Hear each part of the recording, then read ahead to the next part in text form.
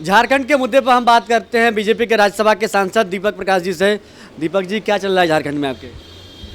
झारखंड में राजनीतिक अराजकता है और अराजकता इसलिए है कि हमारे पूर्व मुख्यमंत्री ने झारखंड को लूटखंड बनाने का काम किया। दोनों हाथों से गरीबों के निवाला को छीनने का काम किया। शराब घोटाला उनके कार्यकाल में हुआ, खनिज संपदा की लूट उनके कार्यकाल में हुआ। और तो और छोड़ दीजिए, जो सेना, जो देश के लिए लड़ने वाली सेना होती है, आर्मी, जो देश के लिए बलिदानी देने के लिए तत्पर रहती है, उसके ज़मीन को भी बंदरबाट किया। और इसलिए किया कि अपने और अपने परिवार की अकूत संपत्ति को कैसे और बढ़ाया जाए। आखिर कब तक ये चलेगा?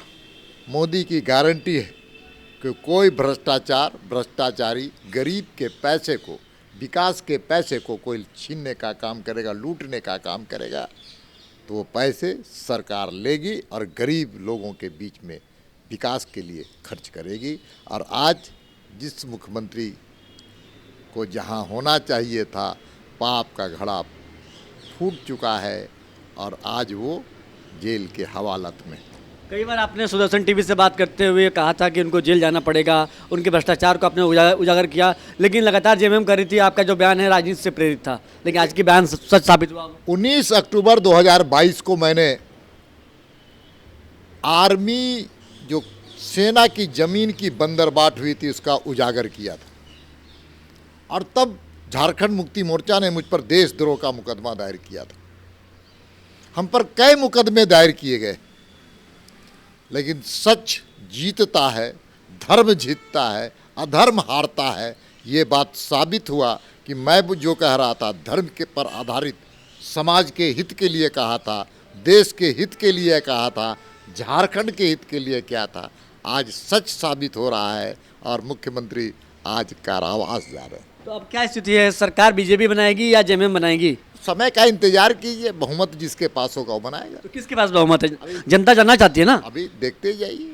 अभी कुल मिला करके महामहिम राज्यपाल ने उनके पास उनको आमंत्रित किया और राज्यपाल का ये काम है। महामहिम राज्यपाल न्यायोचित निर्णय लेंगे।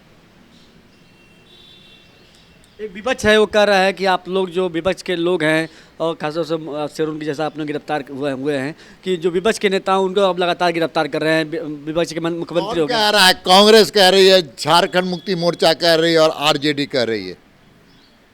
लालू यादव और तेजस्वी कह रहे हैं, और तेजस्वी और लालू तो खुद आज भ्रष्टाचार के घेरे में, और उनकी पृष्ठभूमि भी वही रही है।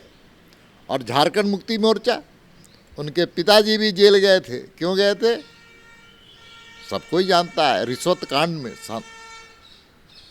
और इनकी पुरानी परंपरा, इनके डीएनए में भ्रष्टाचार है। तेजस्वी यादव भी जेल जाएंगे। अब समय जो जैसा करेगा फल वैसा मिलेगा। ये गीता का ज्ञान नहीं, आज देश का, जनता का ये संदेश है। एक आखिरी सवाल कि बीजेपी की तरफ से दावा किया जा रहा है कि जेएमएम के पास बहुमत नहीं है, क्या सच है ये? अबे महामहिम राज्यपाल संवैधानिक पद पर बैठे हुए हैं और संवैधानिक पद पर बैठ कर के वो न्यायोचित निर्णय लेंगे। इस पर कोई टिप्पणी करना गलत। धन्यवाद। तो ये थे हमारे साथ दीपक प्रकाश साहब, जिन्होंने साफ तौर से कहा कि झारखंड में सत्य और धर्म की जीत हुई है। कैमरामैन ऋत्विक के साथ सौरभ तिवारी, सुदर्शन न्यूज, दिल्ली।